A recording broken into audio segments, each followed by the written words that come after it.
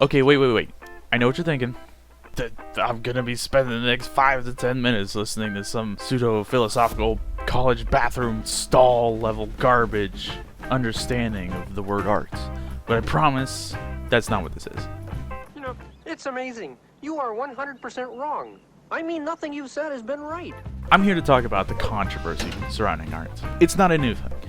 Well, I mean, art itself is definitely not a new thing. It's been around since the beginning of mankind, right? Even the controversy surrounding it has always been there. I mean, just look back to ancient Egypt during the transition of kings, when they would deface statues or hieroglyphics to change the meanings to better fit the new king or the new pharaoh. Even today, going forward, you even see things like book burnings about people being afraid of what these artistic interpretations of the world around them really mean. Or let's even go closer to the modern age, where we see things like, well, rock and roll, and people being terrified that it would turn their children into devil-worshipping monsters. But of course, you know, that never really happened. And then even today we have things like violent video games or violent movies. Maybe one could argue that violence in their media is different, right? Well, no, because rock and roll has a sort of violent element to it, and even books discuss violent themes. I personally remember reading a book that was supposed to be this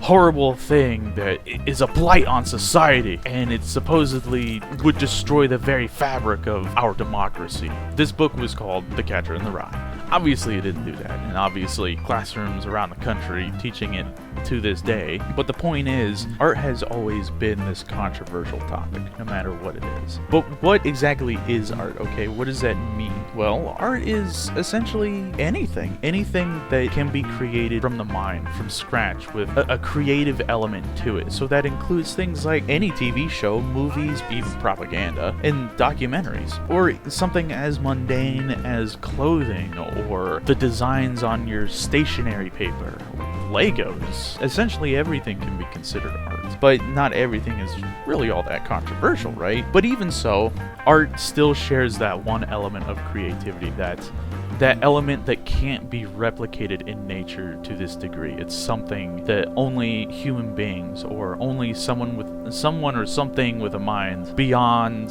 themselves can understand. Okay, that sounds a little pretentious, let's be real. But realistically, anything that can be created from the imagination is art. Imagination.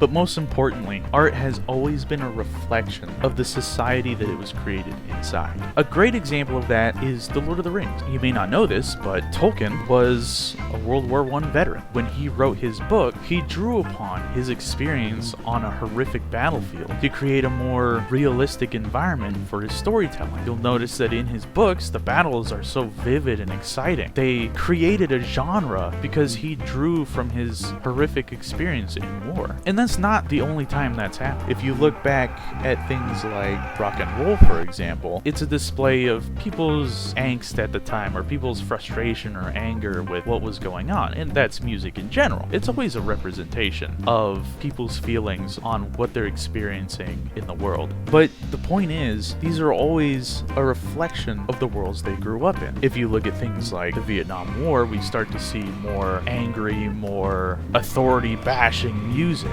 because people were frustrated that they were getting drafted into something that they didn't agree with. And then when people were coming back, we also see content like action movies that really explode and really soar, because these are the same people creating this content that experience this horrible time in their life. So it's not taking an element just to be some kind of monster, or just to cause problems or provoke people. I mean, yes, sometimes it is. Some people are pretty douchey, right? But the point is, people aren't trying to ruin lives. They're not trying to destroy the fabric of society. It's their attempt to reflect their experiences in their work, to create something using their own knowledge and feelings. So why is there angry music? Why would you have violent video games? Why have violent video games taken off so easily in the past past decade, or the past 2 decades rather.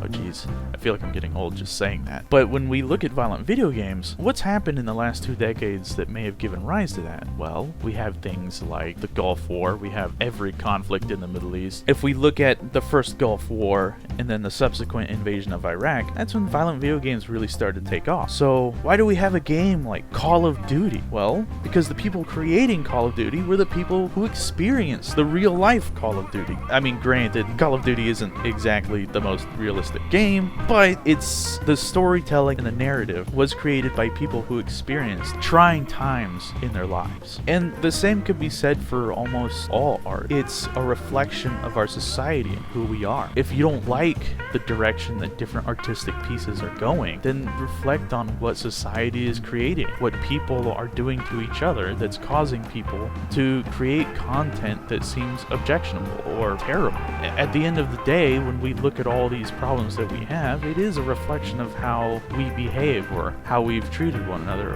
or what we're currently doing in our society. Art is always a reflection of who we are as a society and as a people. Obviously, you can object to a terrible joke, or you can say that a particular piece goes a little too far, because yeah, we do have standards. I mean, I don't think most people want to publicly show some guy getting murdered in a horrible graphic way. You can object to all sorts of things. I mean, that's how we show what we feel is wrong or right in our society. That's how we solve these problems that we have, by objecting or by supporting. But to outright condemn or to say that this shouldn't be or it should be destroyed is wrong, because you're not solving the problem. You're not addressing the cause. And to make matters worse, you're pretending it doesn't even exist. You can challenge art, but by challenging art, you also have to challenge where it came from, how it was created. Now, okay, I know it's been a long little rant here, but I hope you enjoyed it,